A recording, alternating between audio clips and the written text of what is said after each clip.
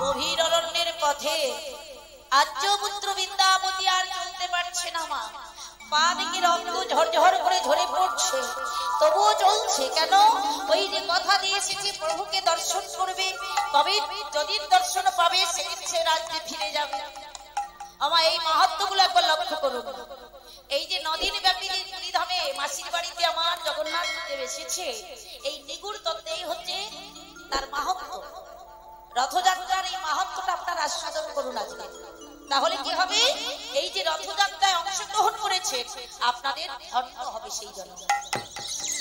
তাহলে কি হলো? আর্যপুত্র বিদ্যাপতি যখন পা থেকে রক্ত ঝরছে, চলতে পারছে না, আস্তে আস্তে চলতে পারছে না, বলছে আহ প্রভু, কোথায় গেলে আমি তোমায় পাবো জানি না, আমি আর চলতে পারছি না, চলতে পারছি না, আমি আর চলতে পারছি না, আমাকে একটু রক্ষা করো, আমায় রক্ষা করো প্রভু, প্রাণজান প্রাণজান প্রাণজান। বলতে বলতে ওই গভীর অরণ্যের পথে আর্যপুত্র বিদ্যাপতি কি করলেন? অচৈতন্য হয়ে পড়ে গেলে। আর যেই না চৈতন্য হয়ে পড়েছে, অমনি কি হলো মা? চারোদিকে কারো অন্ধকার, জ্ঞান হারা হয়ে বনের পথে পড়ে আছে। আস্তে আস্তে মন্দ মন্দ বাতাস বইছে। ভগবানের লীলা কেমন দেখলেন? চক্রের চক্র, সুখ নিচে দুঃখ নিচে। কি বাবা? যার যেমন চাওয়া তার তেমন পাওয়া, না করে যে পেতে চাই দুঃখ তার পিছিয়ে ধায়। ও মা, এরা কিছু করবো না, চাইবার বেলায় যদি কিছু চাই দেবে কে? দেবে? তাহলে আগে কর্ম করতে হবে, তবে চাইতে গেলে কিছু পাবে। এত মাস চলে গেল, কোনোদিন কিছু চাইনি, চলতে যখন পারছে না, অজ্ঞান হয়ে মাটিতে পড়ে গেছে। হঠাৎ করে বাবা লক্ষ্য করুন, মন্দ মন্দ বাতাস বইছে। ভগবান ভক্তের জন্য কি কি করতে পারে? আস্তে আস্তে আস্তে আস্তে ঘুরে ঘুরে ঠিক জায়গায় বিদ্যাপতিকে এনেছে। চারিদিকে ঘুরতে ঘুরতে ঘুরতে ঘুরতে যে জায়গাটা অচৈতন্য হয়েছে বাবা, ঠিক সেই জায়গায় রয়েছে প্রভু। যেমন অচৈতন্য অবস্থায় যখন পড়ে রয়েছে, আস্তে আস্তে মন্দ মন্দ বাতাস বইছে। আর সেই বাতাসে কি হলো মা? আর্যপুত্র বিদ্যাপতির জ্ঞান ফিরে পেয়েছে। শীতল বাতাসে যখন জ্ঞান ফিরে পেয়েছে, ফিরে পাওয়ার পরে বিদ্যাপতি তাকিয়ে দেখছে, আমি কোথায় এসেছি, আমি কোথায় এসেছি?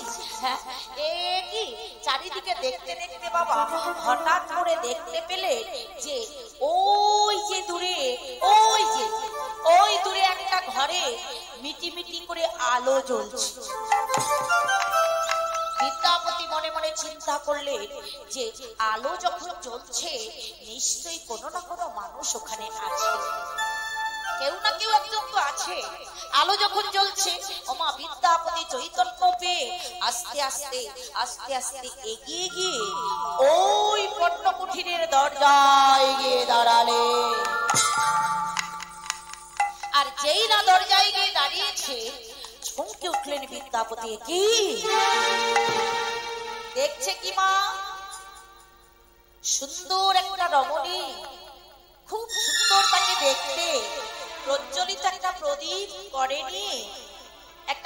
করে নিয়ে দাঁড়িয়ে আছে দরজা। ওই প্রদীপটা, প্রজ্বলিত প্রদীপটা করে নিয়ে দরজায় দাঁড়িয়ে রয়েছে। আর বিদ্যাপতি দেখে চমকে উঠলেন, কি অপরূপা। জিজ্ঞাসা করলেন, সেই রমণীকে জিজ্ঞাসা করলেন, কে তুমি? কি তোমার পরিচয় বলো? চুপ করে দাঁড়িয়ে রইলে কেন? ও রমণী, কে তুমি? প্রদীপ নিয়ে দরজায় দাঁড়িয়ে আছো। আমি তোমাকে চিনতে পারছি না, আমি একজন পথিক। শোনো তাহলে, দেশে দেশে ঘুরিয়া ঘুরিয়া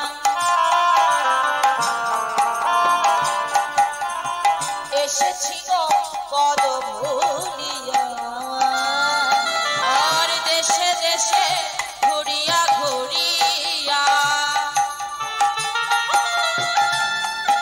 আমি এসেছি গো পদ ভুলিয়া।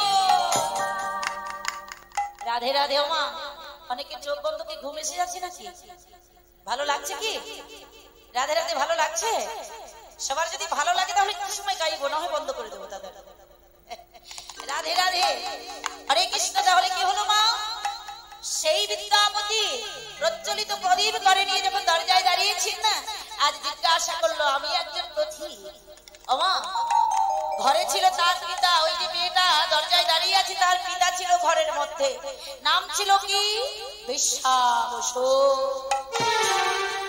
বিশ্বা বসু জিজ্ঞাসা করছে কে রে ও ললিতা সেই যে মেয়েটা দাঁড়িয়ে আছে মেয়েটার নাম হলো ললিতা বাবা জিজ্ঞাসা করছে ললিতা ও ললিতা কে এলো রে বাবা বাবা গো আমাদের দ্বারে একজন এসেছে তুমি একবার দেখে যাও বাবা তুমি একবার দেখে যাও কে এসেছে ললিতা আমাদের দরজায় কে এসেছে বাবা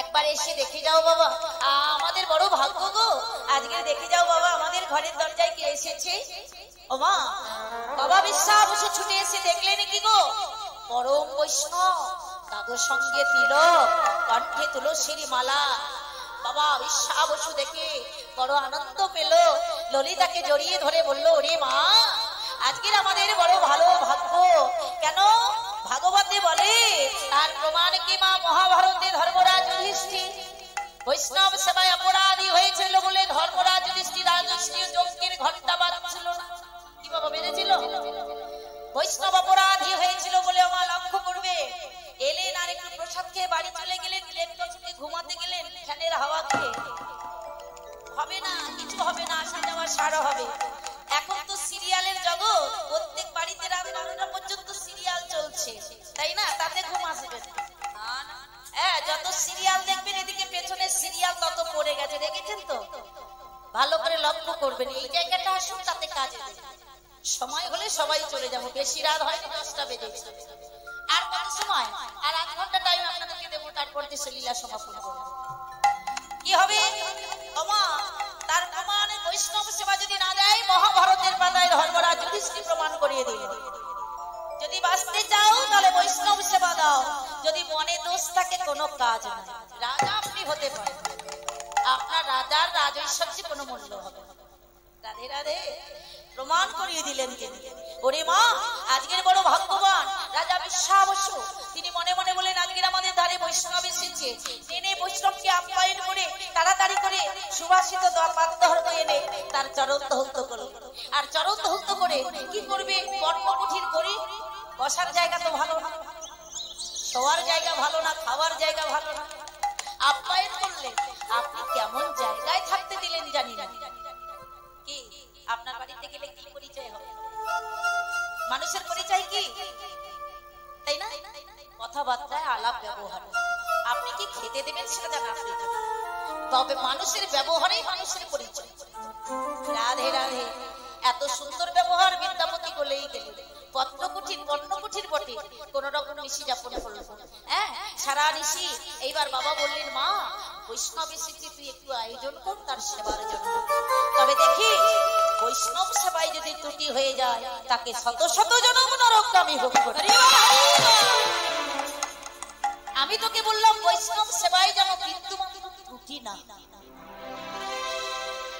এইবার সেবা দিল, রাত্রি যাপন করলো। বিদ্যাপতি মনে মনে চিন্তা করলো, সকাল হলে তো আমার চলে যেতেই হবে, কিন্তু চলে গেলে আমি কি করে পারবো। ঘটনাটা কি ঘটলো? এবার রাত্রিতে যখন ঘুমিয়ে পড়লো, ঠিক গভীর রাত্রিতে বিশ্বা বসু বলে উঠলে, মা ললিতা, বলো পিতা। শোন মা, আমি কিন্তু প্রভু নীলমাধবের মন্দিরে যাচ্ছি, প্রভু নীলমাধবকে সেবা দেব, তুই কিন্তু খুব সাবধান। সকাল হলে বৈষ্ণবের সেবা দিবি, কোনো যেন ত্রুটি না হয়, ভালো করে লক্ষ্য করুন। এইবার দৈববাণীর কথা মনে পড়ে গেল। আর্যপুত্র বিদ্যাপতি মনে মনে চিন্তা করলেন, প্রভু তো দৈববাণী করে বলেছিলেন আমি নীলমাধব রূপে এখন পূজা পাচ্ছি, আমি গোপন জায়গায় রয়েছি, তুমি আমাকে উদ্ধার করো। রাজা ইন্দ্রদম্নকে এই কথাটাই বলেছিল। নীলমাধব, প্রভু নীলমাধব, আমি তোমার সন্ধান পেয়েছি প্রভু, তুমি এই জায়গায় গোপনে রয়েছ। কি আনন্দ! বিদ্যাপতির আর ঘুম আসছে না, আমি প্রভুর সন্ধান পেয়ে গেছি। এই জায়গাটা লক্ষ্য করুন।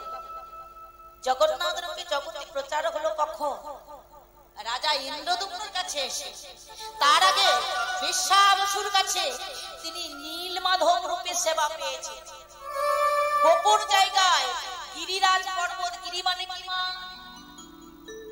বিশাল একটা পর্বত, তাই তো? আর সেই পর্বতের মধ্যে গোপন জায়গায় একটা মন্দির ছিল, কেউ জানতো না, একমাত্র বিশ্বা বসু আর তার মেয়ে ললিতা জানতে পারত। এই গোপন কথাটা অন্য কেউ জানতো না। আজকের যখন জানতে পেরেছে, নীলমাধবের সন্ধান পেয়েছে, মনে মনে চিন্তা করলেন, সকাল হলে আমায় তো চলে যেতে হবে, এর একটা বিহিত আমার করতে হবে। দেখতে দেখতে সকাল হলো, আর সকাল বেলা যখন হলো, এবার উঠলেন বিদ্যাপতি, চলে যাবে। ওমা, তখন কি মনে মনে চিন্তা করেছেন দেখুন, সরাসরি তো আর কিছু বলতে পারে না। এখনকার দিনে যখন ছেলে মেয়েরা কাউকে যদি পছন্দ হয় একেবারে সরাসরি বলে দেয়, তাই তো? তখনকার দিনে একটু লজ্জা ছিল, ভয় ছিল। তাই কি করলো, সকাল বেলায় উঠে এক গ্লাস জল যখন দিয়েছে, মুখটা ধোয়ার পরে ললিতাকে ডেকে বলল, ললিতা, বলো প্রভু তোমার পিতা কোথায়? বলে আমার পিতা তো মন্দিরে পূজায় গেছে। বলে শোনো, আমি তোমাকে একটা কথা বলবো, তুমি রাখবে তো? ললিতা বলল, রাখার মতো হলে নিশ্চয়ই রাখবো, কেন রাখবো না। এইবার দেখতে দেখতে ললিতার পিতা রাত্রিতে সেবা শুশ্রূষা করে সকাল বেলায় ভোগ দিয়ে আজ বাইরে ঘরে এসে ফিরে দিয়েছে। যেই ঘরে ফিরছে, আর এদিকে বিদ্যাপতিও সেই কথাটা বলছে, ললিতা, আমি তোমার সেবায় বড় সন্তুষ্ট হয়েছি, তাই আমি তোমার প্রাণী প্রার্থী হতে চাই। ললিতা কিন্তু কথাটা বুঝতে পারল না। ললিতার পিতা বিশ্বা বসু বুঝতে পারলেন। এ বড় আনন্দের খবর। হ্যাঁ গো মায়েরা, কার বাবা মা না চায় যে আমার মেয়েটাকে ভালো একটা ছেলের হাতে দিই, তাই না? সব বাবা মার ইচ্ছা হয় ছেলে মেয়ে বড় হলে, ছেলে বড় হলে বাবা মায়ের ইচ্ছা হয় ভালো একটা মেয়ে দেখে বৌমা করে নিয়ে আসে। মেয়ে বড় হলে বাবা মার ইচ্ছা হয় আমার মেয়েটাকে ভালো একটা পাত্রের হাতে তুলে দিই, তাই তো? এইবার বিশ্বা বসু দেখলেন বড় বৈষ্ণব, ছেলেটা দেখতেও ভালো, বাহ, এত বড় আনন্দের খবর।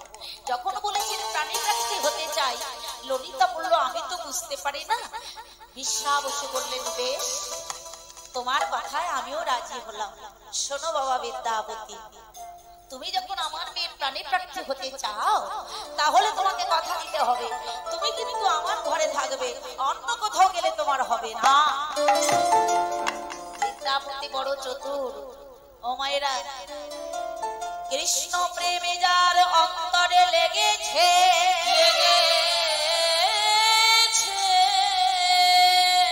নয়ন দেখিলে যায় যে না, নয়ন দেখিলে যাইছে না, তাই তো? কৃষ্ণ প্রেম যার অন্তরে লেগেছে, নয়ন দেখলে তার বোঝা যায়। কাকে আপনি বৈষ্ণব বলবে, কাকে আপনি বৈষ্ণব ভাববে? কে যেন অন্তরের অন্তস্থ থেকে বলে উঠলে, হে জি, কাকে বৈষ্ণব বলবে জানো? নয়নে হেরিলে যার মুখে আসে কৃষ্ণ না, আসে কৃষ্ণ না, নিশ্চয়ই জানিবে তুমি সে জন বৈষ্ণব, সে জন বৈষ্ণব। তার মুখে শুনিবে তুমি সদাই কৃষ্ণের নাম, সদাই কৃষ্ণের নাম, নিশ্চয়ই জানিবে তুমি সে জন বৈষ্ণব, সে জন বৈষ্ণব প্রধান। এমন একটা উপযুক্ত সন্তান পেয়েছি, বাহ, আজকে আমি দেব। দাঁড়াও বাবা, শোনো, আজকে আমার মেয়েকে তোমার কাছে দেবো বটে, কিন্তু তোমাকে আমার কাছে থাকতে হবে। আমার ভালো করে লক্ষ্য করো, বিদ্যাপতি বড় চতুর রাজি হয়ে গেলেন সেই কথায়। বেশ, তাই হবে। মনে মনে চিন্তা করলেন, আমার এখানে না থাকলে আমি নীলমাধবকে দেখতে পারবো না, আর নীলমাধবকে না দেখলে আমার প্রভুর কাছে আমি যেতে পারবো না, রাজার কাছে ফিরে যেতে পারবো না। এইবার চাতুরি করে সেই বাড়িতে কি করলো মা? ললিতাকে বিয়ে করলো। রাজা বিশ্বাবসু কি করলে? দিন ধান লগ্ন দেখে আজ ললিতা একমাত্র কন্যাকে বিবাহ দিলেন। কি করলেন গো মা? মঙ্গল ঘট স্থাপন করলেন। কি করলেন? প্রতিবেশী সবাইকে ডেকে বলছে, এই যে গো, শোনো সবাই, আমার একমাত্র মেয়ে ললিতার বিয়ে হবে, তোমরা সবাই মিলে কেউ শাঁখ বাজাও, কেউ উলু দাও, কেউ বরণ ডালা সাজাও, সবে আয় ব্রজবাসী। আজ ললিতার হবে গো বিয়া, জল ছাপিতে যাই তোরা আয় ব্রজবাসী। আজ ললিতার হবে গো বিয়া, জল ছাপিতে যাই তোরা আয় ব্রজবাসী। তোরা আয়, তোরা আয়, তোরা আয়, তোরা আয় ব্রজবাসী। আজ ললিতার হবে গো বিয়া, জল ছাপিতে যাই তোরা আয় ব্রজবাসী। কেহ দিল বরণ ডালা, কেহ দেউল ধরে, কেহ দিল বরণ ডালা, কেহ দিল উলু ধরে, কেহ দিল বরণ ডালা, কেহ করে উলু ধরে, কেহ দিল বরণ ডালা, কেহ দিল উলু ধরে। শঙ্খ ধ্বনি দিয়ে সবে জল ছাপিতে যায়, আরে শঙ্খ ধ্বনি দিয়ে সবে জল ছাপিতে যায়। তোরা আয়, তোরা আয়, তোরা আয় ব্রজবাসী। আজ ললিতার হবে গো বিয়া, জল ছাপিতে যায় তোরা আয়। সবাইকে ডাকলো, পাড়া প্রতিবেশী রমণী সবাই আসলো ছুটে, ধুমধাম করে কি করলো মা? ললিতার বিয়ে দিল। শুভ লগ্নে শুভ দিনে মঙ্গল ঘট স্থাপন করলো। বিয়ে বাড়িতে কি বাজে মা? কি বাজে? সানাই বাজে না, আর কি বাজে? ঢাক বাজে, ঢোল বাজে, তাই তো? আজ শুভ দিনে ললিতার বিয়েতে তাই হলো। ঢাক বাজে, ঢোল বাজে, বাজিছে সানাই, ঢাক বাজে, ঢোল বাজে, বাজিছে সানাই, ঢাক বাজে, ঢোল বাজে, বাজিছে সানাই, ঢাক বাজে, ঢোল বাজে, বাজিছে সানাই। আমার ললিতার বিয়েতে আনন্দের সীমানা, আজ ললিতার বিয়েতে আনন্দের সীমানা, আমার ললিতার বিয়েতে আনন্দের সীমানা, আজ ললিতার বিয়েতে আনন্দের সীমানা। এই যে বিয়ে বাড়িতে অনেক যৌতুক দিতে হয়, তাই না? আমার মায়েরা সামনে থেকে ভয়ে পালিয়ে যাচ্ছে, যে বলে কি দিতে হবে তা জানি না, তার চেয়ে আগে থেকে কেটে ফেলি। হরে কৃষ্ণ, বৃষ্টি পড়ছে তার জন্য পাকা রাস্তা যেতে ভয় হবে। রাধে রাধে। বিয়ে বাড়িতে অনেক যৌতুক দিতে হয় তো। এবার বিয়ে হলো, বিয়ের কাজ সম্পূর্ণ হলো, বৌমা তার শ্বশুর বাড়িতে যাবে না, এই বাড়িতে থাকবে। সকাল বেলায় যখন বাবা বিদ্যাপতির হাতে সম্প্রদান করলো, বাবা বিদ্যাপতি, আজ থেকে আমার মেয়েটা তোমার উপরে দায়িত্ব দিলাম, ওর ভরণ পোষণ সব দায়িত্ব তোমার। বিদ্যাপতি রাজি হলেন। এইবার একদিন চলে গেল, পরদিন কি হলো মা? ফুলসজ্জা রাত্রি হয়, তাই তো? কি হয় মা? সজ্জা রাত্রি কেমন হয়? ফুলের বিছানা করে দেয়, তাই তো মা? ফুলের বিছানা করে দেয়, আর ছেলে বৌমা সেই ঘরে যায়, তখন কি হয়? ফুলসজ্জা রাত্রি হয়। কিন্তু একবার লক্ষ্য করে দেখেছেন, এই ফুলের বিছানায় আমরা শয়ন করি, কিন্তু ফুলসজ্জা রাত্রি হয়। একদিন এই ফুল যার উপরে শুনছি, সেই ফুল কি করবে মা? যেদিন আপনার গায়ের উপরে ছড়িয়ে দেবে, সেদিন কি হবে? কি গো, আজকে বিছানা করে দিয়েছেন, তার উপরে শয়ন করছেন। এমন একটা দিন আপনার আমার আসবে, এই ফুলগুলো আপনার গায়ে ছুঁড়ে দেবে, আপনার উপরে গিয়ে পড়বে। সেদিনটা কি দিন? রাধে রাধে দিন। দন্তেশ্ব বস আর তালবেশ্ব বস। দন্তেশ্ব বস মানে আত্মীয় স্বজন, বন্ধু বান্ধব, ছেলে মেয়ে, জমি জায়গা, গাড়ি বাড়ি এগুলো। আর তালবেশ্ব বস মানে আপনার গায়ের উপরে ফুল, চন্দন, চারজনে কাঁধে নিয়ে যাবে। বলো হরি হরিবল, বলো হরি হরিবল, বলো হরি হরিবল। দেখেছে একটা ফুল কত কাজে লাগে। রাধে রাধে। ফুলসজ্জা রাত্রি চলে গেল। এইবার সেই ফুলসজ্জা রাত্রিতে মেয়েদের একমাত্র পাওনা থাকে স্বামীর কাছে, তাই তো? স্বামী বৃন্দাবতী প্রতিজ্ঞা করলো। চাওয়া পাওয়াটা কেমন দেখুন, আমার আপনার যা এটা নয়, কৃষ্ণ ভক্তের উপন্যাগতি। চাইলো কেমন? ললিতাকে ডেকে বলল, ললিতা বলো স্বামী তুমি আমার সঙ্গে সুখী? বলে হ্যাঁ, আজকের থেকে আমি তো তোমার কাছে এসেছি, আজকের থেকে তোমার সঙ্গে আমি সুখী, তোমার দুঃখে আমি দুঃখী। তাহলে তুমি যদি সুখী হও আমার সুখে, তাহলে একটা কাজ, আমি তোমাকে যা বলবো তুমি শুনবে। কেন শুনবো না?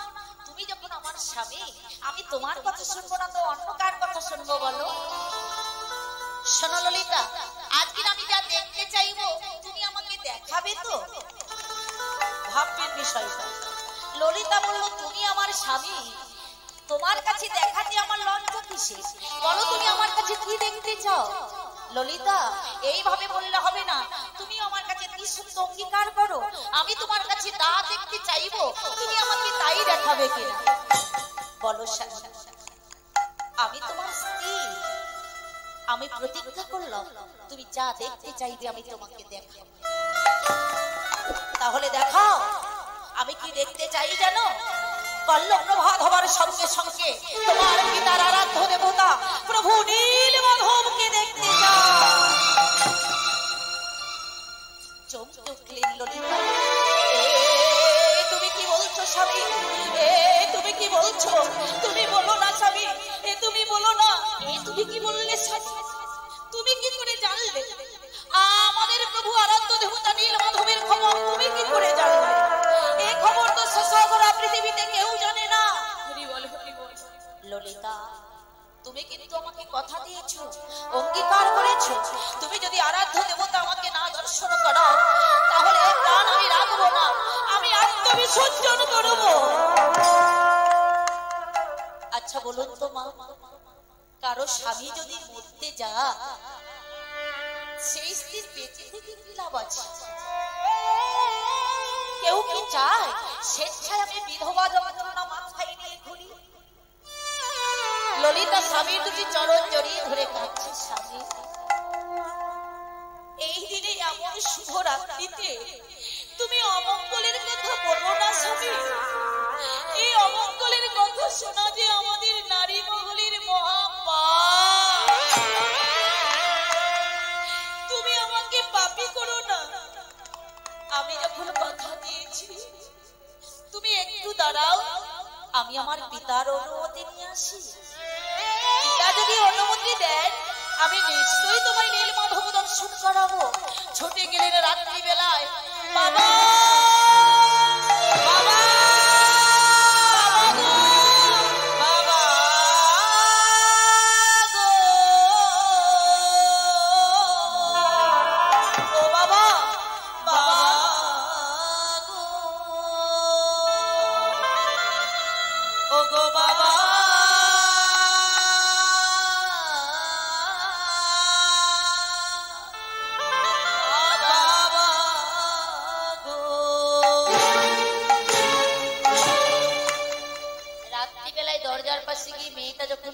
বাবা ঘুম ভেঙে গেল, চমকে উঠলো।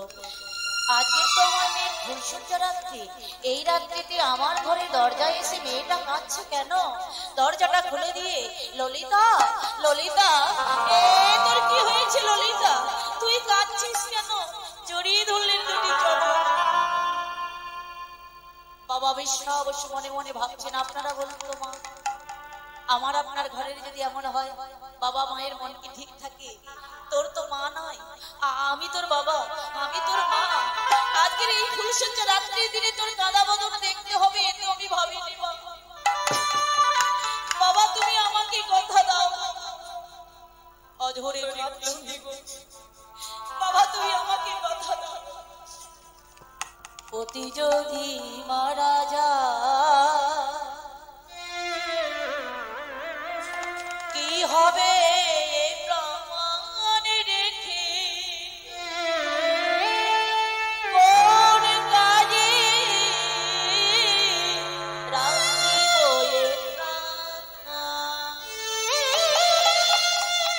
তুমি বলো বাবা, আমি কি করে প্রাণ রাখবো? তুমি বলে দাও, পতি যদি মারা যায় কোন কাজে কি কারণে রাখিব এ প্রাণ? তুই কি বলছিস না? বলে দাও, তুমি বলে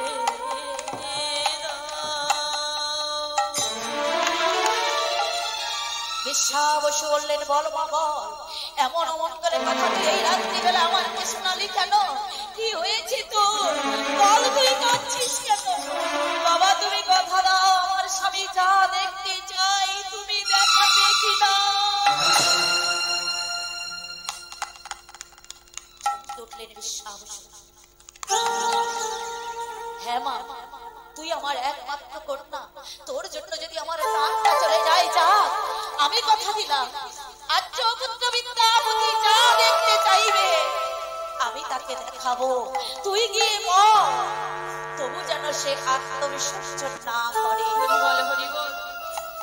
ছুটে গেলেন সেই রাত্রিতে।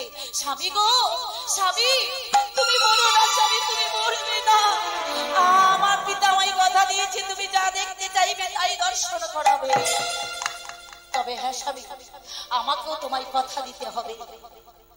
আমার পিতা যখন তোমাকে নীলমাধব দর্শন করাতে নিয়ে যাবে, তুমি যখন যাবে আমি তোমার চোখ দুটি বেঁধে দেব। তোমার চোখ দুটি আমি বন্ধন করে দেব, তুমি দেখতে পাবে না। তাতে তুমি রাজি আছো? আর্যপুত্র বড় চতুর, মনে মনে চিন্তা করলেন চোখ বেঁধে হলেও তো আমি প্রভুকে দেখতে পাবো। বললেন বেশ আমি রাজি আছি, তুমি আমার চোখটা বেঁধে দেবে। দেখতে দেখতে সকাল হলো, সকাল বেলায় প্রভুকে দর্শন করতে যাবেন তিনি।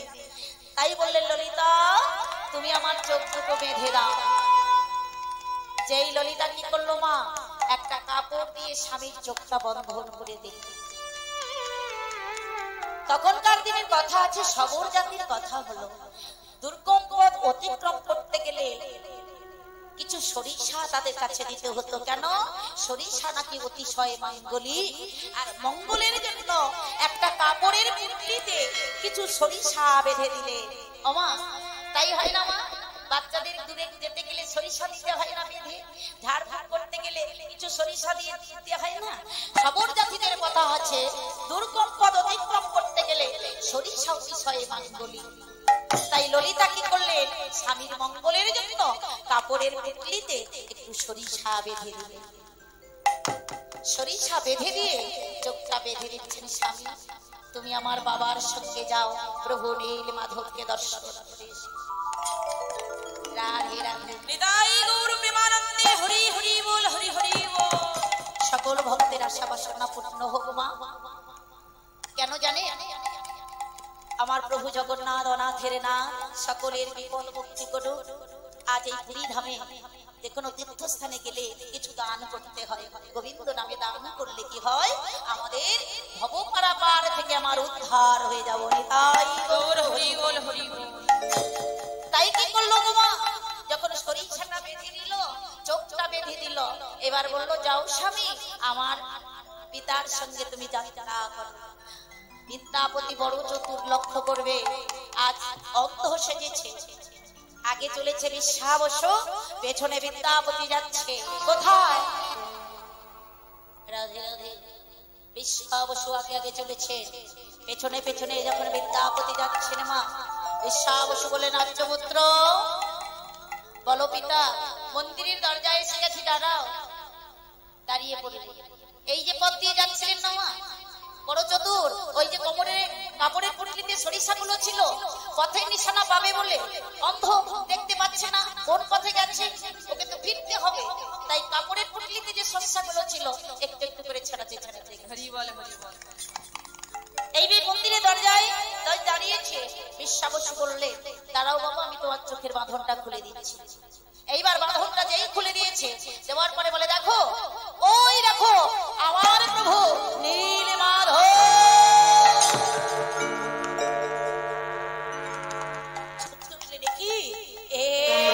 কি প্রভু, তোমার কেমন রূপ?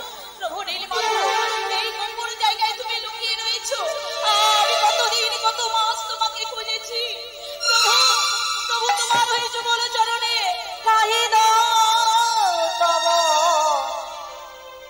চরণে,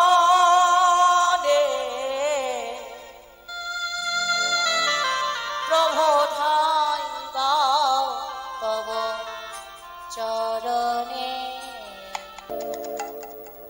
আমি তোমার চরণাশ্রয় করলাম। এতদিনের পরে, এত বছরের পরে, এত মাসের পরে তোমার দর্শন পেয়েছি। ওমা, এদিকে ইন্দ্রদম্ন রাজার অবস্থা কেমন গো? একবার ঘর একবার বাহির, সবাই ফিরে এলো। আমার ভক্ত, আমার বিশ্বাস, মানে বিদ্যাপতি এখনো ফিরে এলো না কেন? ওমা, রাজার চিন্তায় ঘুম নাই, খাওয়া নাই, একবার ঘর একবার বাহির হচ্ছে। কখন আসবে, কতদিন আসবে, সেদিন আমার প্রভু কবে এনে দেবে? এদিকে রাজাও চিন্তায়, এদিকে বিদ্যাপতিও চিন্তায় পড়ে গেছে। আমার দর্শন পেয়েছে। এবার দর্শন পাওয়ার পরে বিশ্বাবসী বলল, বিদ্যাপতি তুমি একটু দাঁড়াও, আমি ওই বন থেকে কিছু ফলমূল এনে, ফুল এনে আজ জগন্নাথের সেবা দিয়ে তারপরে চলে যাব। কেমন? কিছু ফলমূল সেবা দিয়ে জগন্নাথকে, জানে নীলমাধবকে সেবা দিয়ে তারপর আমরা চলে যাব। ওমা, এদিকে লক্ষ্য করো, বিশ্বাবসু বনের মধ্যে ফল আর ফুল আনতে গেছে। দুজনে সেবা দিয়ে তারপর যাবে। যেই না শ্বশুর মশাই চলে গেল, বিদ্যাপতি মনে মনে চিন্তা করলো, এই আমার সুযোগ। মনে মনে চিন্তা করলো, নীলমাধবের মন্দিরের দিকে তাকিয়ে দেখলো কি মা, মন্দিরের চূড়ার উপরে একটা অগ্নিকুণ্ড দাউ দাউ করে জ্বলছে। আর সেই আগুনের পরে একটা পাখি, বায়স পাখি উঠতে উঠতে এসে আত্মবিসর্জন করলো। এবং তার পরমাত্মা যখন চলে যাচ্ছে, জীবাত্মার মৃত্যু হয়, পরমাত্মার মৃত্যু হয় না। পরমাত্মা যখন চলে যায়, যাওয়ার সময় বলে যাচ্ছে যে এই নীলমাধবকে দর্শন করবে, দর্শন করার পরে সে যদি এই অগ্নিকুণ্ডে আত্মবিসর্জন করে, তাহলে অনায়াসে সে বৈকুণ্ঠ লাভ করবে। হরি বল হরি বল। বিদ্যাপতি মনে মনে চিন্তা করলো, এই তো একটা সুযোগ, এই অগ্নিকুণ্ডে যদি আমি আত্মবিসর্জন করি, আমি বৈকুণ্ঠ লাভ করব। রাজার কথা মনে নাই। এইবার বিদ্যাপতি অগ্নিকুণ্ডে ঝাঁপ দিয়ে মরবে বলে মা যেই মন্তব্য স্থির করে আজ অগ্নিকুণ্ডতে ঝাঁপ দিতে যাবেন, কে যেন দৈববাণী বলে বললেন, আর্যপুত্র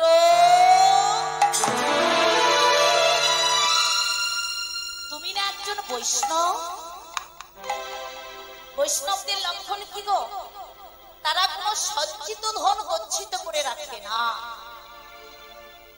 তারা গোছাতে জানে না, যতটুকু পাবে ততটুকুই তাদের সম্পদ। তুমি নিজের জন্য চিন্তা করলে, তুমি যার জন্য এসেছো তাকে তুমি একবার জানালে না, আমি যে তার কাছে যেতে চাই, আমি তার কাছে পূজা পেতে চাই, আমি আর নীলমাধব রূপে থাকতে পারছি না। আমার কথাটা তার কাছে গিয়ে বলো, সে আমাকে উদ্ধার করবে।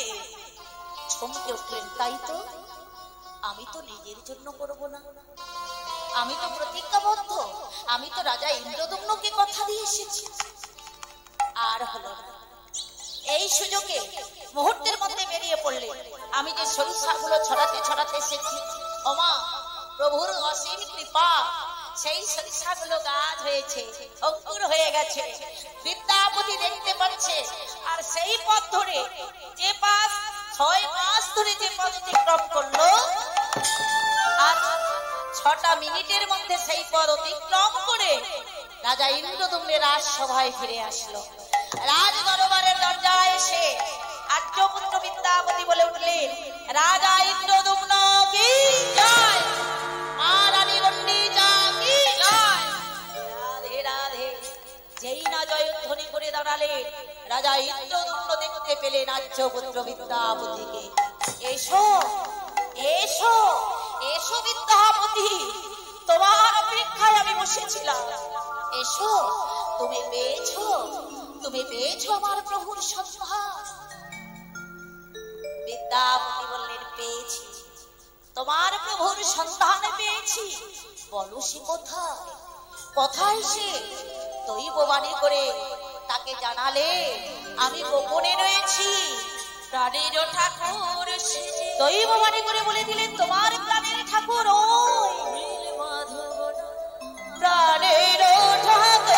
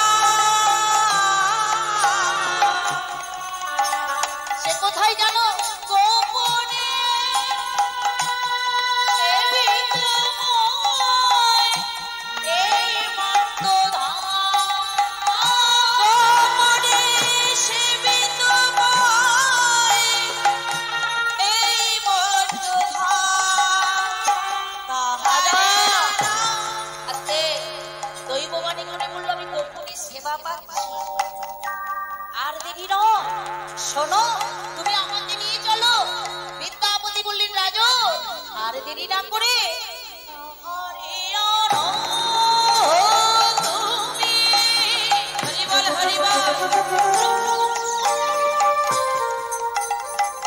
তাহলে আনো আপন ভবনে, তাহলে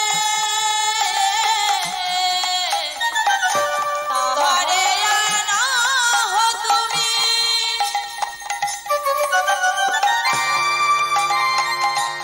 আপন ভবনে।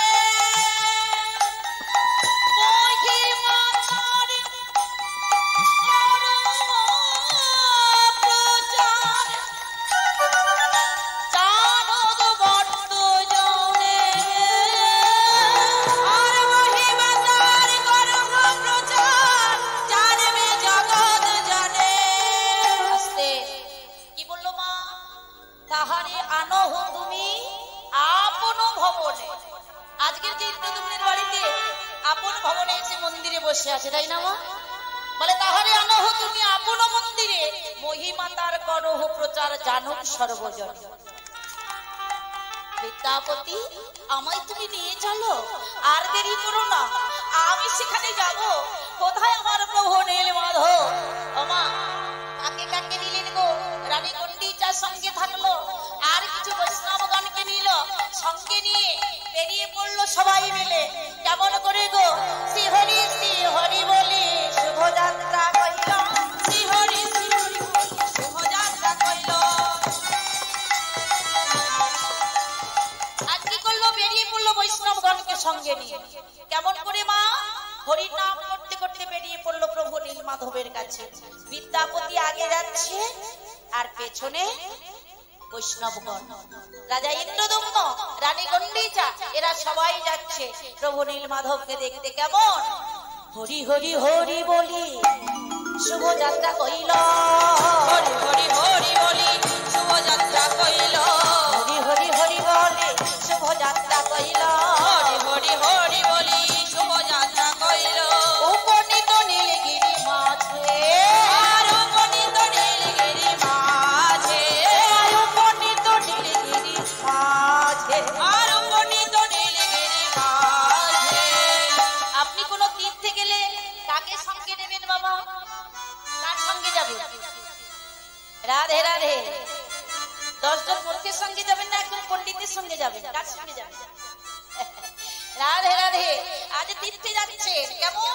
প্রভুকে দেখতে যাচ্ছে, বৈষ্ণবগণ সঙ্গে করে হরি হরি